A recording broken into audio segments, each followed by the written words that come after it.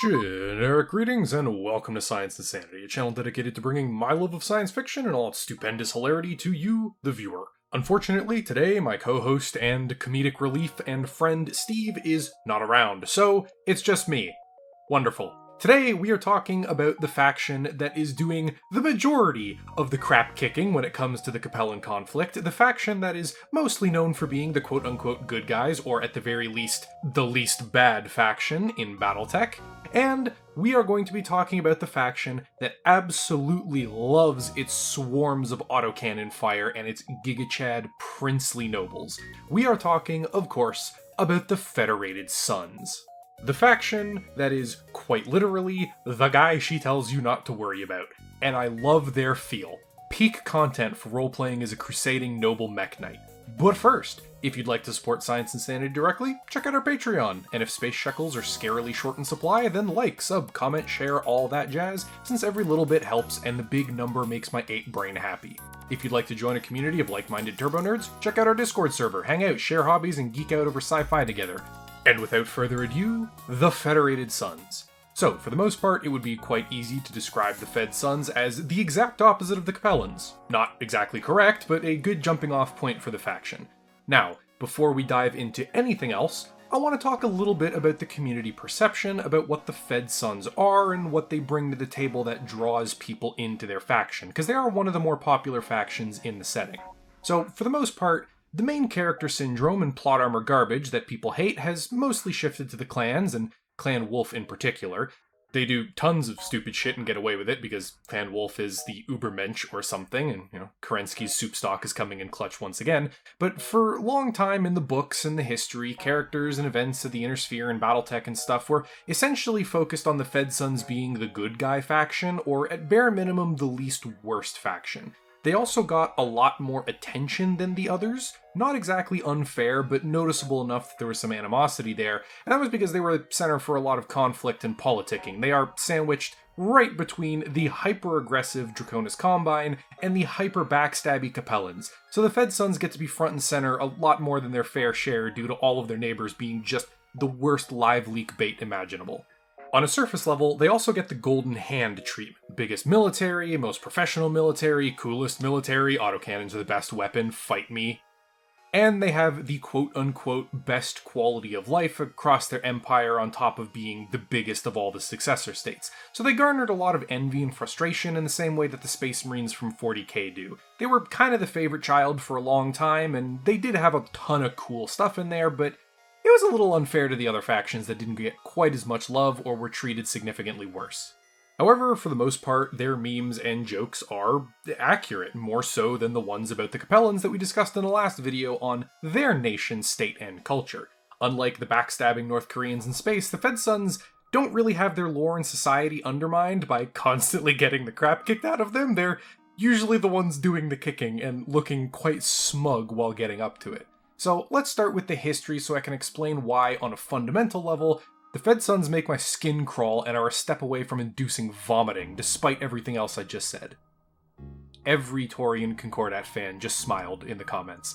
And as we discussed in the last faction video on the Capellans, the Federated Sons, from a cultural perspective, also hail from a specific region of Old Earth, and carried a huge amount of the culture and social values with them to the stars. However, unlike Steiner, which has predominantly Germanic heritage for its ruling noble family, the Fed Sons chose the worst possible ancestry, the British and the French. The British bear the curse of being British, while the French similarly bear the sin of being French. It's not quite so simple as that, but for the most part, Southern Europe makes up the majority of the heritage for House Davion and the Federated Sons, mostly with the Brits and the Francophiles up there as the glue that holds everything together, but there's a little bit of everything mixed in there. Originally, in the early years of colonization and expansion, the Fed Sons actually had quite the egalitarian start, at least as far as humanity cares. After the Terran Alliance withdrew from its outer colonies and left everyone outside the redrawn borders to fend for themselves, becoming the hegemony we know and love, many planets just died, starving to death without food shipments or gradually withering away as technology they relied on was no longer available to replace what time wore down and broke. For the Fed Sons, they were facing much the same issues early on in their history. World starving, jump ships breaking down, shit in general on the edge of going very, very wrong, and into this world, Lucien Davian was born. This guy would lay the foundation for everything the Fedsuns would eventually become. The House Davian-controlled world of New Avalon was a rich agricultural world that produced enough food to support dozens of times its own population if they fully exploited it, which was, at this point, nothing to scoff at for a lot of these far-flung worlds. Rising through the political ranks thanks to his family's wealth and existing influence, this guy essentially became the de facto leader of New Avalon before he eventually turned his view outwards. Unlike most other successor states, though, that unified due to violence and outside threats, the Federated Suns actually started with cooperation. At least initially. Peace tends to die off pretty quick in a franchise called battletech. But Lucien used his world's food production as the bargaining chip to get his foot in the door of another of other independent worlds nearby. This resulted in the creation of the Federated Suns, with Lucien Davian as the first president. This is also where the Federated part comes from, since early on, the Suns were a pseudo-democracy where most independent states discussed and voted on issues. However, early on, they ran into quite the big issue, and as I alluded to earlier, peace dies very quickly in a setting called battletech, and the issue they ran into was other governments that they didn't like. Primarily, the Muskegon Empire and the Tikhonov Union, two rival states that had similarly emerged as defensive pacts with loose economic ties. Now, they did eventually join the Federated Suns, though after only a year of the Fedsuns being an official entity together with them, bam, internal war. The Muskegon Empire, you see, was not, in fact, a nation led by an enlightened technocrat who created an electric car company and then tried to throw himself into orbit with a half-jury-rigged rocket. It was, in fact, an iron-fisted dictatorship that cared not a single iota about the well-being of its citizens and only what they could do to enrich the people at the very top. A little rebellion here, a civil war there, and the newborn Federated Suns were embroiled in their first interstellar war. They lost. After years of fighting over two worlds, their forces were repulsed. Compounded with the second war started soon after, sparking over new worlds joining the young Federated Suns, they also lost badly. The Suns were very quickly shown to be incompetent and weak fighters. Their military was woefully equipped, poorly trained, and poorly led. Despite this, however, the Fedsuns' borders continued to expand. Unfortunately, once the borders started expanding out towards the Capellan Zone, things rapidly grew into a hotbed of conflict and instability.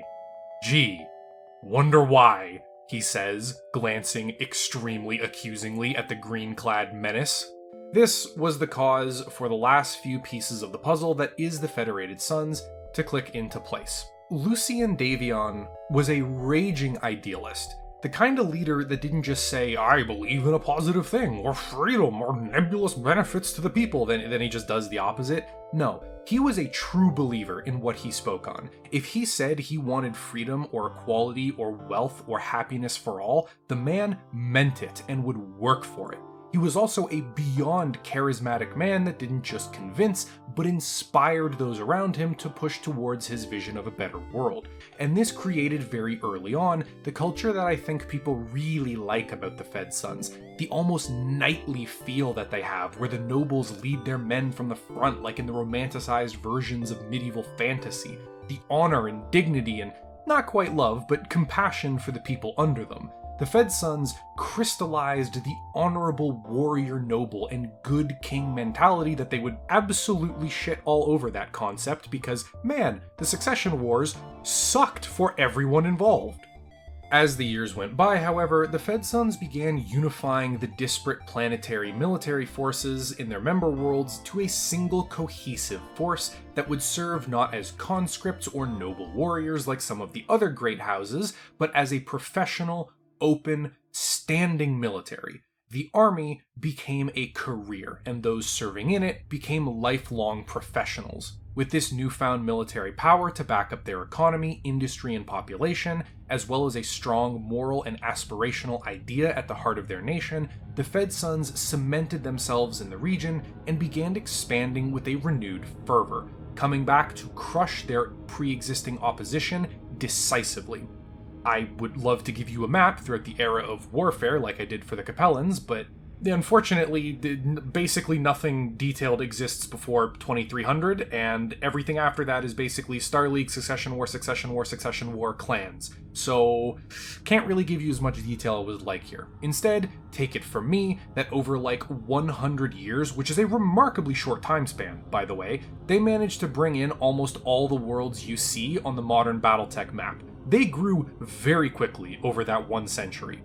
Of course, over those years, through political machinations and maneuvering, House Davion eventually cemented itself as the premier political entity in the Federated Suns, gradually transitioning into a monarchy by another name, complete with princes, nobles, and all the good stuff that goes along with that. Like I mentioned earlier, the Fedsuns have this warrior noble feel to their upper crust, but it's not just for show or fake. A lot of the other successor states, the Lyran Commonwealth, do this, and their social generals are an absolute joke. Like, it's a meme. Just throw them into a wood chipper for all the good that they do.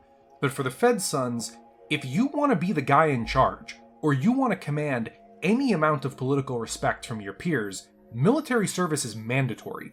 And a huge part of their court culture is looking like there's those heroic princes and legendary heroes. If you want to become the new king, quote unquote, you better bust your ass to the front lines and win some victories to prove you're something special and get enough clout for you to make a claim on the throne and, not be upstaged by one of the multiple other potential contenders that are out there for the role of first prince.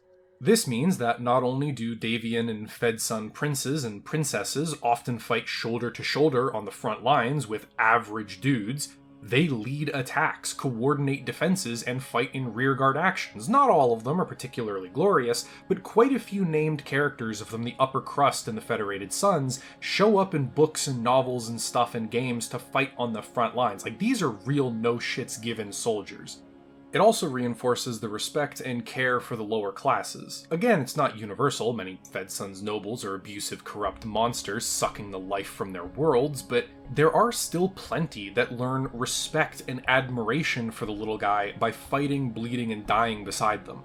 And again, there is a shitload of propaganda in there that keeps that notion going, but there's enough of actually seeing your liege lord on the battlefield that there is a very real respect for the upper crust. What this generally means is that for the Federated Suns, unlike a lot of the other successor states, their military's cohesion is at an all-time high at most times, which means that while the occasional civil war or coup or regional instability will still crop up, it's far more likely to be resolved quickly. This also means a lot of Davion noble families have many, many children with a preference for sons over daughters. And, comedy time, you want to know something fucking hilarious? The Fedsun's nobles have a lot of male kids, since all that lovely noble title inheritance BS and the preference for military combat and glory and stuff. They still have plenty of daughters, and they can ascend to the top ranks as well. They're pretty egalitarian that way, but there is still a preference. Now you see, funny thing about that, there aren't enough women of the proper caste to marry them all, so one of the biggest imports the Fedsuns have is foreign noblewomen,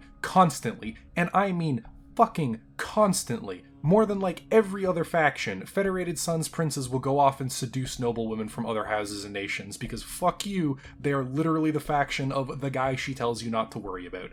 An entire nobility class of Chad Thundercock, all coming to steal your GF. It's great. The Fedsuns have the most hilarious I'm better than you vibe in all of Battletech, but it's in that like smarmy way where they back it up enough that you can't really be too pissed about it. You just kind of grumble and you're pretentious piece of shit. And speaking of being better than you, let's talk about Fedsun society. Unlike the Capellans that are way, way less rigid, and there are also no pseudo-slaves. Everyone born in the Federated Suns is a citizen, but like all things, not all citizens are born equal. There are worlds within the Federated Suns that I would consider to be some of the best quality of life in Battletech. If you live on one of the worlds controlled by the Davion family, or one of the capital worlds of one of the marches, which are like the states that make up their nation, then life is pretty damn good. Higher education, safety, luxury, a strong economy, opportunity, and luxury aplenty. Not only that, you have most likely had your hands directly on the gears and levers of power, being able to see and contribute to the more democratic processes that the Fedsuns pride themselves on. All in all, probably a better standard of living than most places in the real world today, all while you get to enjoy the perks of Battletech like giant mechs and insane weapons and starship travel. How fun. If you live on one of the many less developed worlds within the Fedsuns, you most likely have a life similar to an agrarian or resource extraction lifestyle, spending long days working the fields and ranching to produce food or extracting heavy metals and other resources for the more developed industry worlds nearby. Life is generally pretty hard, not backbreaking, but damn hard, unrewarding, and with little to no opportunity for advancement or upward mobility outside of joining the military, since the worlds are simply not developed enough to offer that. Life on these planets isn't bad, but it sure as shit isn't good. You'll also most likely be ignored, looked over, or forgotten by your liege lord. These worlds also tend to be the ones that suffer the worst exploitation and abuse because they have nothing of significant value to barter, bargain, or threaten back with. Overall, pretty not great, not terrible, but it does get significantly worse, because so many of the worlds in the Federated Suns are underdeveloped, there isn't much of a reason to hold back during conflict. So across the periphery worlds, the outer edges of the inner sphere, and along the border worlds with the other great houses, how do I put this? Shit's basically Mad Max on steroids. Services and stuff are non-existent, you are barely even part of the Fedsuns, your world more than anything is a battleground with the occasional farmer around to make logistics easier, and oh sure, many of these worlds are quote-unquote developed because they have industry or mech factories or whatever there, but it really doesn't matter. Violence, mercenary activity, piracy, it is quite brutal and never-ending. But despite these vast differences in living conditions across the Fedsuns, there is the illusion of democracy, or at least being able to affect the government and having a voice that the people in charge will listen to. So, let's talk about that, shall we? We'll move on to the Fedsuns' politics. First off, the Marches. The worst name for subdivided regions ever, and I hate it. Speaking it is just as awkward as writing it. Thanks, Davion. So, the Marches. These are essentially independent regions within the Federated Suns that have a separate command and control apparatus. They're still loyal, and they still follow all the same laws and stuff, they aren't like different nations, but look at the US. The US is basically 50 small countries in a trench coat pretending to be one nation. That's what the different marches within the Fedsuns are like, for an easy analogy.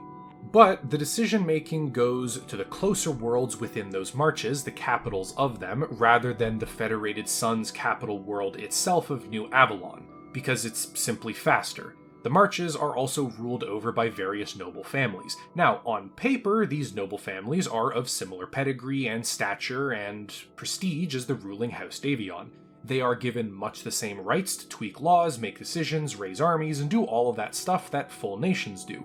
They even get the privilege of having a prince. Each march gets one prince, essentially their heir, leader, whatever. Those princes can jockey for position through political machinations or courtly intrigue to become the first prince, which is literally just a king by another name.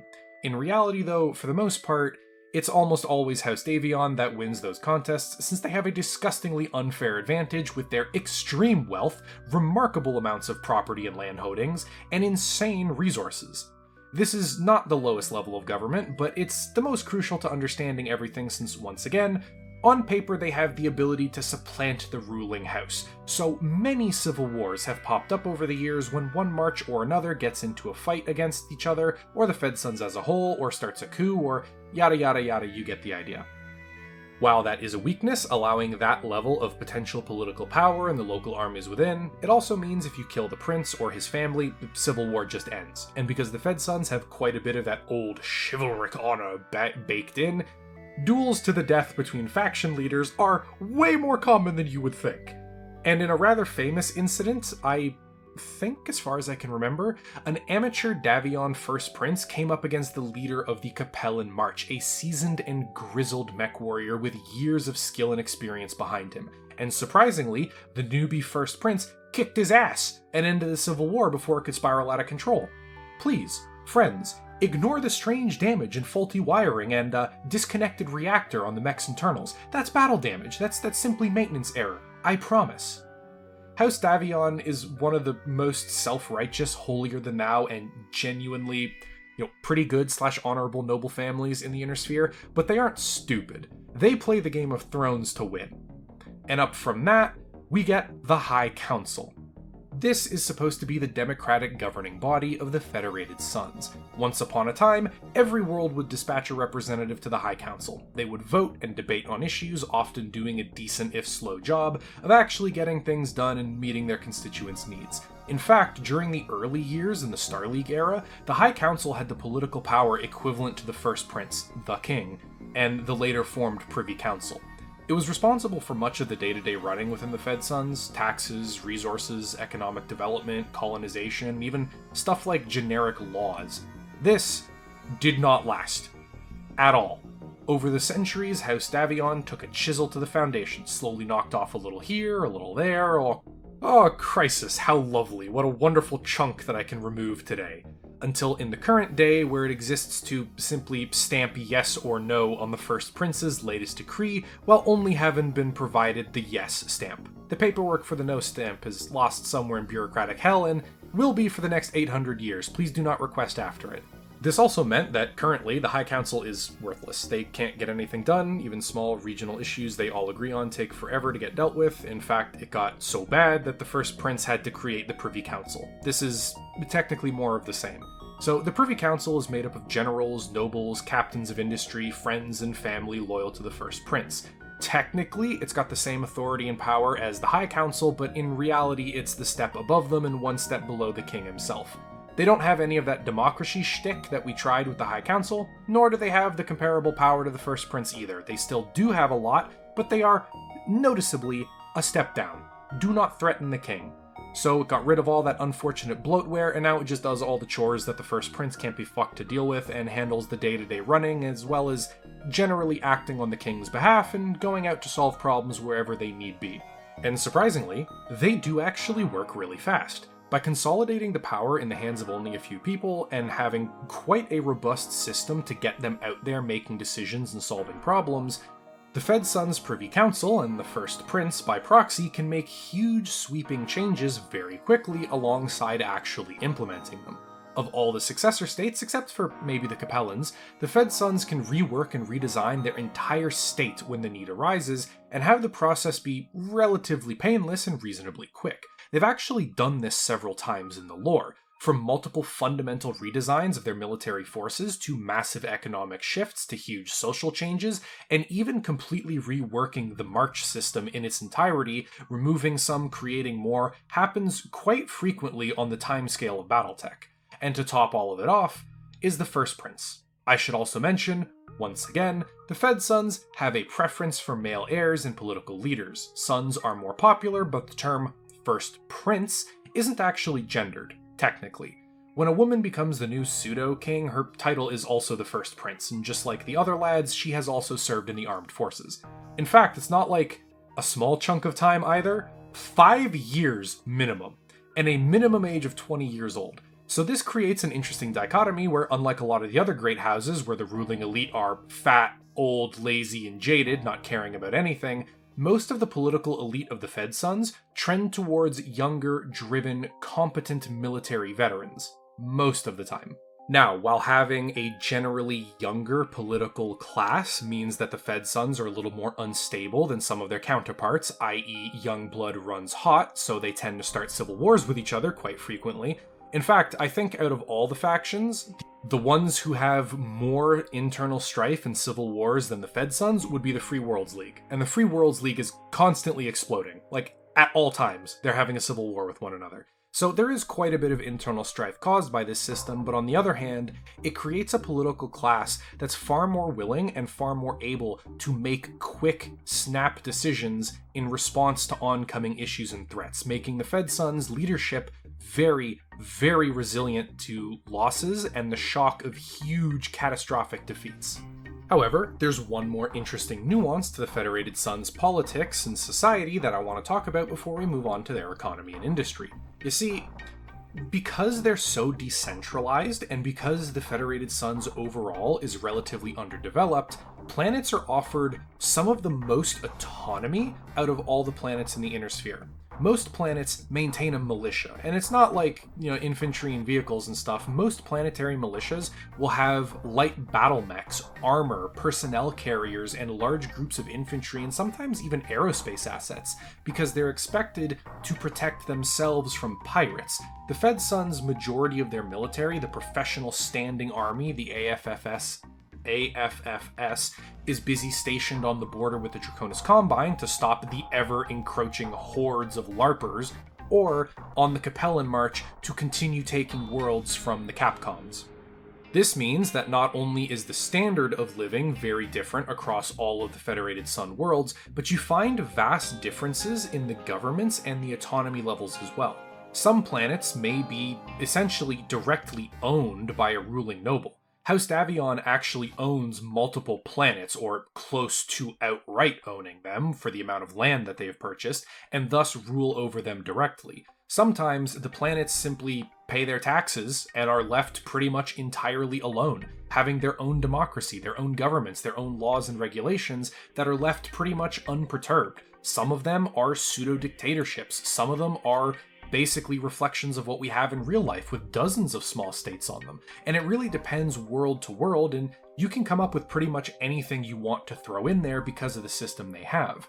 And this also leads into their economy. Now, there's a few misconceptions about the Federated Sun's economy. A lot of people think that they're relatively underdeveloped or that they only have a few strong worlds, and that is absolutely not true. If you look at the raw population, the actual number of factories, everything that they have, the Federated Suns are a very close second to the Lyran Commonwealth. They are an industrial and economic juggernaut. The reason that they perform so abysmally compared to most others for their size is because of the way that their economy is set up. The Lyrans consolidate everything into large megacorporations. They have very strict central control, and they pump out incredibly efficient industry for their size. A Lyran factory, or I guess I should say factory world or complex, is significantly better run than anything you'll find in most of the rest of the Inner Sphere, because big business, and they aim to make money, and do so as effectively and efficiently as possible. With the Federated Suns, it's kind of the opposite. They have more of a focus towards smaller corporations, local planetary business, and smaller independent dispersed economy. Now this means that the Federated Suns are extremely resilient to having worlds taken from them. Granted, they do still have a few hyper-developed worlds, but losing a few dozen planets here or there on the periphery, or even in the central areas of their territory, really doesn't matter to them. There's nothing super significant there that they've lost. Production capacity can be made up in other areas, and even the regional economies that might rely on them aren't really going to take that big of a hit. Now, while that's a strength, the biggest weakness is that it is unbelievably inefficient. Moving resources like metals and ore, or refined stuff like components and weapons from one side of the Federated Suns to the other is a bloody logistics disaster. It's a nightmare tearing out your hair waiting to happen. Trying to get any kind of consistent large-scale production is equally nightmarish. There are a few big worlds that produce most of the hardware that the Fedsun Military has, but if you're a unit stationed somewhere on the periphery, you're going to be buying from 36 different suppliers halfway across the entire successor state, and you're going to be wondering where the hell everything is, as the shipment date on when they were going to arrive is 3 months past and half your shit's already broken, so you gotta order more. This stratification of Federated Sun's economy, kind of siphoning everything else out into a few high points with everything else settling kind of middlingly in terms of its effectiveness and scale, means that there's a lot of economic prosperity spread out all across the nation, but it doesn't actually stack up to that much. And so when you really look at it, the Fedsun's economy by scale is massive. It is absolutely huge, but its efficiency is garbage. Its actual coordination and planning is garbage, and the way that all of them work together is, they don't work together. So their economy underperforms dramatically from where it reasonably should if they followed a model closer to the Capellans, or the Free Worlds League, or hell, even the Draconis Combine, much less the Lyran Commonwealth. A big part of that reason is, well, more political machination. It's a really, really bad idea when you are a noble family to allow huge amounts of production to be centralized in one area, because whoever controls that planet and, whoever controls the ability to make all of the weapons and battle mechs is now the most powerful man in the room. Now, something that is really, really interesting about this economy is that because of a lot of this political I don't want to say gerrymandering, but Tom Dickery going on between the upper crust and who gets to control what and all of that, there have ended up to be quite a few very strong laws put in place that are reinforced by a lot of the upper crust to keep the economy in this state, to make sure that no one region ever becomes too overly powerful or too overly economically independent, we should say, from the rest of the Federated Suns. And this would be quite literally the business police. Now, this entire system is basically if one area begins bypassing the laws, begins exploiting trade, abusing its workers, or violating some of the universal rights that Federated Suns citizens have, they will show up and pull a Teddy Roosevelt. Immediately start monopoly busting all of these guys. Get that shit out of here. They'll break up companies that have gotten too large. They will remove/arrest the businessmen that are getting a little too powerful or a little too corrupt or whatever. And generally they serve as the guiding hand in the Federated Suns to make sure that economic policy and decency is followed. Now again, there are a lot of worlds where this just does not work, because a huge part of it is the politicking happening from on high, and if they don't see a reason to intervene in the goings-on of the economics of one planet or another or a region, they just won't. But there is a system in place that does work relatively frequently to stop abuses from, the incredibly wealthy or the businessmen or large corporations across the Federated Suns. It's something that does actually do good for the average person, and with no decent segue forward, let's talk about the military. The Armed Forces of the Federated Suns, or the AFFS.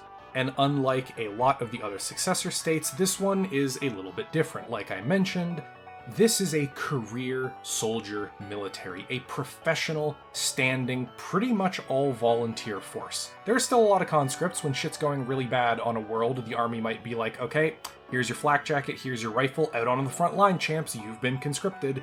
But for the most part, it is mostly volunteers. Now, the AFFS has undergone multiple major reforms during the centuries of its existence. Recently, or the most common, is that it operates on not exactly deep battle, but on widespread battle.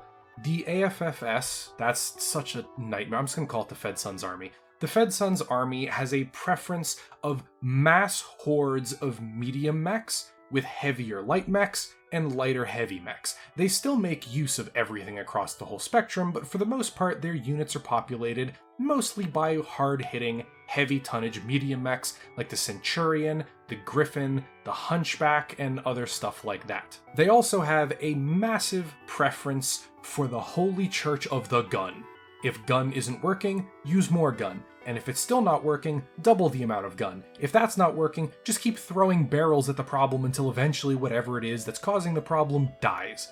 Autocannons are the bread and butter of this force, and because most of their mechs are mediums, they are also one of the most maneuver-heavy forces in the inner sphere that does so with tonnage rather than just scout mechs and light recon lances like the Capellans do.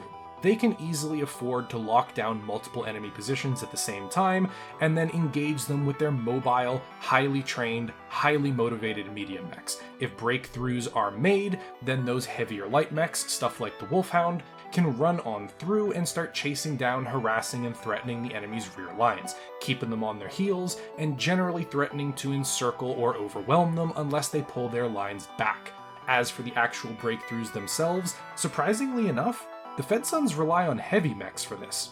Unlike most factions, which like to use assault mechs or some of the really big heavies to poke at the enemy, to push through, to really get in there and fight, the Federated Suns prefer slightly lighter heavy mechs, once again, and the reason that they do this is because those heavy mechs are reasonably fast. They will essentially ambush the enemy. Once the medium mechs has locked them down and actually guaranteed that they're stuck in combat, the heavy mechs can wait until weaknesses or holes in the enemy's formation are found, and then they rush them over there to hammer in like a wedge as hard as possible. Assault mechs would be a little too slow for that kind of field maneuvering, and medium mechs would be a little bit too light to have the necessary firepower to really capitalize on that kind of enemy fault. The other tactic is that once the Federated Suns have secured good territory, good terrain, or generally force the enemy off of a strategic area, they like to sit their ass down, wait for the enemy, set up all of their unholy line of guns, and just wait. This is where you'll see stuff like the Jägermech or the Rifleman.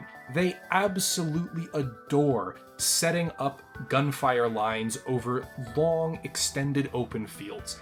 The hardest part about fighting the Federated Sons, if they're fighting the way that they want to, is you're going to be taking heavy casualties being picked off from extreme range by AC-2s and AC-5s long before you ever get within range to actually shoot back. Even stuff like the Capellans, who are very good at long-range fire, tend to struggle with this greatly. I should also mention that their tactics focus very heavily on maneuver and skillful combat. Unlike a lot of other forces where the Lyrans will just yeet a massive wall of assault mechs and heavy mechs at their enemy and crush everything underfoot, and the way that the Combine will throw overwhelming force at concentrated points for breakthroughs and encirclements, the Fedsuns love using their maneuver warfare and the mobility and flexibility of their medium mechs. This even transitions to how they organize their forces. For the most part, they still follow like lances and stuff, so 4 mechs for a lance, but in a lot of cases, they'll actually have much bigger units. 5, 6, 7 mechs alongside actual vehicles and infantry and air support all bundled into one combined arms unit. And the reason that they do this, well, number one, they have a huge military, like the bigliest big shit you've ever seen, steamroller approaching, but also they prefer to keep soldiers that work well together in the same unit.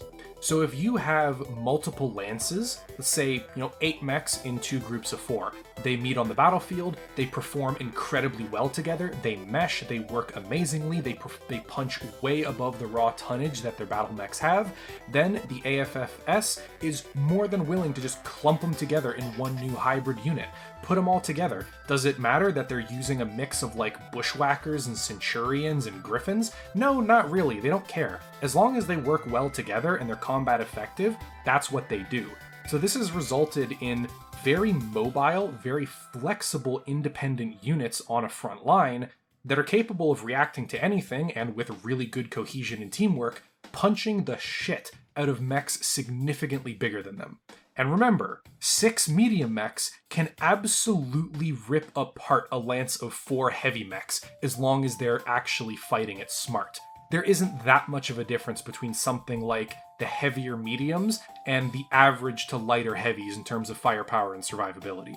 And while I touched on it briefly, one of the biggest advantages that the Fedsuns have is that their units are fully combined arms. They go really hard into that unified warfare thing.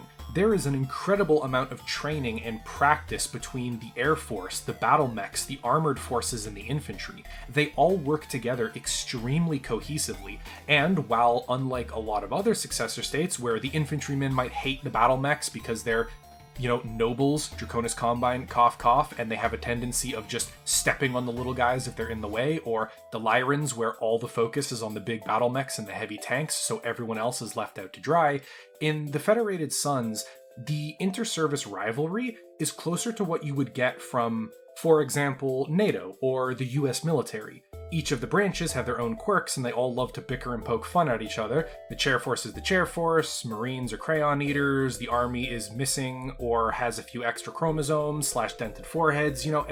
Everybody has their own shtick. Despite how much they bicker and fight over funding, when push comes to shove, every single one of them all line up shoulder to shoulder, and Jesus fucking Christ can they shove together hard. However, that being said, the Fedsun's military is pretty basic. They do have some special units, they got some unique tactics, they got some special technology here and there. All the different successor states generally have their unique shtick that changes how they fight and some unique characteristics that you can really dig into the lore for, but the Fedsuns is one of the most basic. They're like the army. You know what I mean? They don't really rely on gimmicks, they are just solid, well-trained, well-functioning, highly motivated, and well-equipped soldiers. You're not going to be having some insane technobabble stealth like the Capellans or ridiculous energy weapon spam with tons of aerospace fighters like the Free Worlds League. You're not going to have ridiculously overtonned assault mechs serving as your scout lances. And I think that's another reason a lot of people like them is because they don't really fit any specific gimmick. You can build almost anything, and that totally fits as a lore-accurate Federated Sons unit. I'm sure that plenty of people watching this who know absolutely nothing about the Fedsuns would probably be like, hey, these guys are pretty cool. Yeah, you're right, they are pretty basic, but they seem pretty good. They seem like the good guys of the faction. Yeah, that's the point. For a long time, they were the good guys of the faction, or at the very least, the least worst. They were the least worst. But a huge part of that is also in-universe propaganda for their image. Certain factions, like the Taurian Concordat, have a long-standing, absolute raging hatred of the Federated Suns, both for how they've seen the Fedsuns commit crimes against humanity. To be fair, I don't think those really count because they were against the Capellans, so shrugs shoulders, it's fine. But also what the Fedsuns have done to them. Let me give you a quick list of some stuff that the Fedsuns have done and then swept under the rug so that nobody really keeps track of it. Number 1, the invasion of Bel. Long story short, they invaded a Capellan world. For some reason, every single civilian just disappeared. And when the Taurian Concordat investigated it and tried to figure out what was going on, turns out the entire population was basically forced conscripted into slave labor and was used for whatever. This started a very long-standing feud between the two factions. Not the Capellans and the Fedsuns, because the Capellans were like, well, if we do it to ourselves, guess it's fine if you do it too, buddy. Just remember, we're coming for you next time, haha. But there's also the Taurian front of the reunification war. Nukes, biological weapons, chemical weapons, execution of entire worlds of civilians. What's that? A city doesn't want to join you, but just wants to surrender and be at peace? Nuke it. Generally, the Fedsuns campaign was committing countless atrocities at all times. It was pretty much the worst you could see in the entire region, bar the Capellan front doing very similar shit. So there's a very good reason that the Taurians hate the Fedsuns. The courts and business and laws in general are dramatically unfair to the people underneath the ruling and the noble class. They are blatantly abusive in some cases and have huge loopholes that allow for the exploitation of their people, and this just knowingly goes on in the background. However, something I really want to state, similarly in the Capellan video, the memes and the over examples or overpressure of some of these ideas, like it's not accurate. I've seen people describe the Fedsuns as a backwards, underdeveloped nation of hicks with a few fancy planets where everyone else is basically a slave. That's not true. The average quality of life across the Federated Suns is not great. It's not even that good, but it's certainly not bad. It's better than you're going to find in a lot of places in the Inner Sphere and a lot of places in battletech in general. When it comes to the nobles, are they amazing and divine? No, they're not. They're greedy, politicking, power-grubbing nobles that are going to stab you in the back the first chance they get. But the thing about the Fedsuns, just like the Capellans are really cool, but they have some bad history that people are still holding on to, the Fedsuns are a really cool faction. They're like the generic everything, like the generalist faction, that are the least awful. But there is still plenty of awful to hate. And with that, the video on the Federated Suns is basically over. I hope this has been a relatively decent and entertaining overview of their society, culture, history, and all the stuff about them, as well as some of the better points and some of the worst points about them. And with that, let's move on to the patron thanks. To all the generalists that aren't at the $5 tier, thank you very much for your support. It means a lot and is greatly appreciated. To all of the members at the $5 tier, a special thanks. David G, the original, Augie, 11 Bravo Crunchy, Terry Higgins, Pedro Munoz, David G, the other one, Silencer, Vox Apollyon, Phoenix, BT Legend, Electroboy 11, Logan Maynard, Mickey, David Armand, Creedome, Robin Stappet, Fenrir Striker, Tachi Tukane, He's Deb, Pixie, Vertus, Fabric445, Anchovy Bob, Mini Crustacean, Charles the Snap, Polly, and Eric Jones. Thank you for your support. I hope it'll continue in the future. And with that, video's over, outros are hard, goodbye.